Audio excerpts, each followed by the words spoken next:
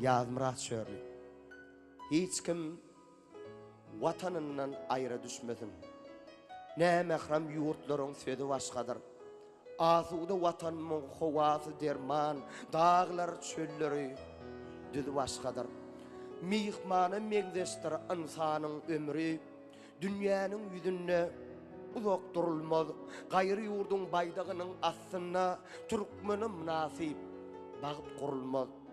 Gidenler iyidine kaydıp gelsinler. Gelinler yarından cıda düşmesin. Erler ayarını koymasın yeke, Türkmen dinanlar mukaddes cüda. Bir öyde, bir öyde bir sağa kakasına dar. Ezedin kuyda ya başka bir sağa, yurttasına yaşap yörün iyilleşler. Sağaman olanın Türkmenistan.